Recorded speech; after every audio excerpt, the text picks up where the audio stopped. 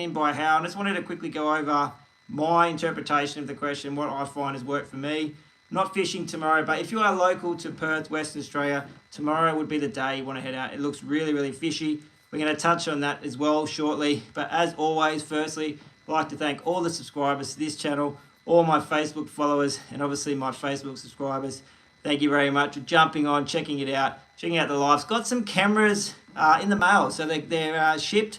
So I'm really excited to get the cameras. I need to learn how to use them first, obviously. But once I get the cameras sorted out, hopefully the next few weeks, can get down to the water and hopefully show a few more bits and pieces of how I go about things and what has helped me, and hopefully can help some of you, inspire you, motivate you, and get you down fishing. As you know, that's what we want to do. It's Friday. I want to get excited for the weekend. As I said, Saturday looks really, really fishy locally, Perth, Western Australia. How just answer your question. Thanks for shouting out and reaching out and asking the question. I love answering questions. If I can't help, I'll obviously send you or direct you to someone that knows more than me. As I said, not a pro by any means, but absolutely happy to share the little bits that I've picked up along the way. So Hal's question was, he wants to get stuck into some skippy. He lives in a really good area at Mindari, north of Perth, and he's wondering why why he's having a few difficulties getting into skippy. Now, Hal, I always want to show you a few things I've got on my little bench beside me, what's worked for me over the years, and hopefully this may help you as well. But as things to consider.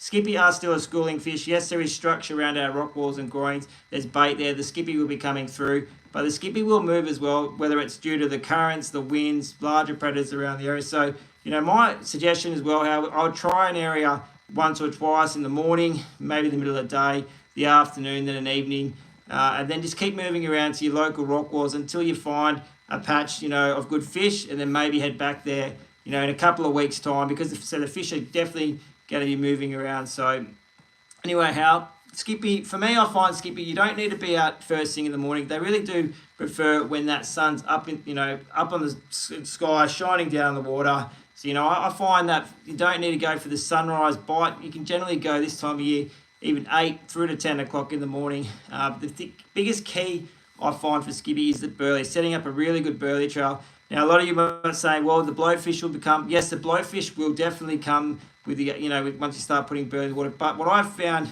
over the years, those blowfish, they're only going to hang right in close on that edge, of your local rock walls. They're not going to go out further because that's where the larger predators are, and they're going to be prone, easy ambush, easy prey. So, yes, the blowfish will come when you add burley, but skippy are very, very active and will respond really, they'll come quite quickly to an area with the use of pollard oil, little bits of muley cut up, just a little bit at a time, every 5-10 minutes when you're casting, throw some burley in, at your feet, let it waft out, spread an area, and you'll find the skippy will come through if they are in the area.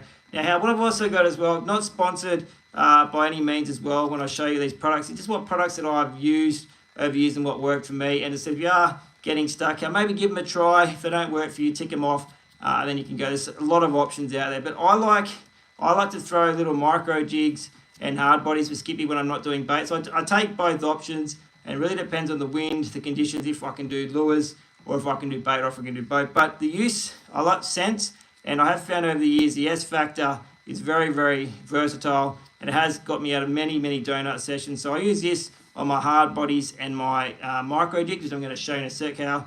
And said it can definitely increase the bite. It's not a guarantee, but if you are having a slow session, a little bit of this. And again, I'm going to get these micro jigs out. These are all Japanese produced. I really like the way the Japanese go about their tackle, fishing reels, lures, hooks. They do a really, really good job. Now, I've got 20 gram micro jigs here. How I would probably go down to 10, even to 5 gram ones. I was able to get one skippy last week on a micro jig, but you're going to find the 20 grams are going to be, you're going to pick up more herring, smaller tailor, if you're lucky enough to hook them by the treble.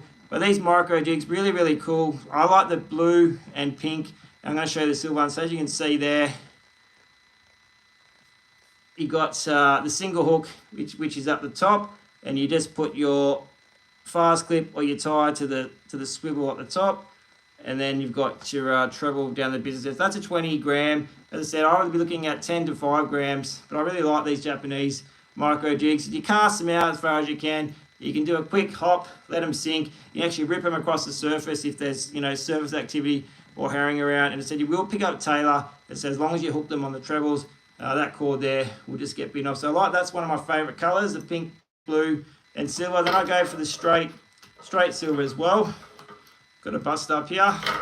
And again, 20 grams. But as I said, I'd probably look at the 10s and 5s, but I always have a couple of different sizes just in case the herring are really feral. And as I said, you've got that, said silver for, you've got that split ring up there on the fixed point. I just tie to that, so I'm always connected. And then you've got the trebles down there. So cast out as far as you can, let it sink. You can flutter it back up. You can rip it on the surface. You can do a couple of quick winds, quick twitches. They're very, very versatile. You'll pick up a lot of good fish on these micro jigs. Really good for skippy, herring. Flathead on the bottom, Taylor. As I said, maybe get a few of them in your kit, give them a go. And as I said, I just put the scent just on the bottom near the hook and just on the tip of the hook there. So I don't really coat the whole micro jig as such, the actual fixed slice bit. I just do where the hooks are for best, hook exposure, hook penetration, as I say. And the other one too, I've maybe seen these vexed kids rigs, but they've got many pre-made rigs. What I really like about these, this is a size 8, is those long shank hooks. I've hooked a really good skippy last weekend. I found these hooks really sharp. They pin the skippy, because the skippy got really soft mouths as well, and they really did work well. So a couple of these maybe in your kit as well.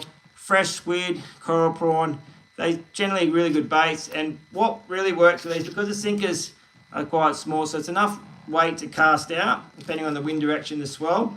And I was just letting it go mid-water, a couple little winds, and as that bait was swimming up, just cruising up and down, looking like a bit of a bait fish, I picked up a lot of fish that mid-water. So as I said, I'll be trying the S Factor. Get yourself a couple of micro jigs. So the Japanese ones, there's so many on the market, but these are amazing. We've got tons of them at Tackle West. So sharp, I just hooked myself. Come in and say hello if you're in the area too, in Aussie Park this weekend. So we've got stacks and stacks of these micro jigs. Get a couple of them. As I said, maybe look at the Vex range. We've got the complete range at Tackle West too, the complete Vex range. And these pre-made rigs, school holidays, as I've said before, super handy. Get a couple of these in your kit, your bucket, your tray, whatever you've got when you head down the water. And I just did like these, how they sat mid-water, a couple little gentle winds on that retrieve, and a lot of the fish were mid-water. And as I said too, you just got to move around. You've got to pick your spots. One day you might maybe with Madara, for example, you might want to start, on the top of the, as you drive down. And just every session, just go down another 10 metres, all the way back through to where those boats, come and go. And you'll hit a patch, and if you don't, then try Ocean Reef, try South Mole, try North Mole when it's open. Just keep fishing those rock walls where the structure is. Burley is definitely key. And so I want to thank you for the question. Thanks for jumping on. As I said, I really do like just having a chat, checking in with everyone, make sure everyone's gearing up for a great weekend. And to quickly touch on tomorrow, I'd really like tomorrow likely because we've had a little bit of wind again. So we had a westerly this morning. It's now swung to a southerly. A lot of the local beaches here are already full of weeding close. I don't see that weed moving for the weekend because we have got swell picking up as well tomorrow, Sunday, Monday. What I like about tomorrow is we've got forecast of light east winds, so easterly winds. So I'll be looking at your rock walls. You've still got a high barometer too tomorrow. We've just switched over to another quarter in the moon. So we just had our next moon change phase today. So you've got a high barometer. I think all the smaller species, like your bread and butter, your skippy, your herring, a couple of King George whiting floating around the rock walls. Flathead still on the bottom. There's still snapper cruising up and down the rock walls. All these smaller fish are just going to really be around in big numbers because they're going to feed before that weather shifts on Sunday through to Monday. So I'll be looking at fishing your ocean side of your marinas tomorrow while that easterly wind's in, and then probably shifting back over on Sunday to the sheltered areas when that wind shifts. But again, it'll be a wait and see for Sunday. But if I had to pick a day, I'd probably go tomorrow. Tomorrow morning looks really good. Fish that late morning high tide, or fish the evening when that wind is supposed to forecast to drop off. So I think tomorrow I'll fish really well with a high barometer. And Sunday that barometer shifts straight down, really big decrease. I think that'll trigger some bigger fish to feed. Hopefully you can get out Sunday, try to catch some bait quickly before sunrise, and then throw some fresh bait out on the large rods, see if any snapper, mulloway, larger tailor want to play. But as I said, thanks for your question. As I said, check out the S-Sec, check out some scent, grab yourself some micro jigs, plenty of quality Japanese ones on the market. So Tackle West has got stacks and stacks of them. I haven't even looked through the whole range yet. It's unbelievable, the range there. And I said, check out the Vex. We've got some amazing Vex products there as well.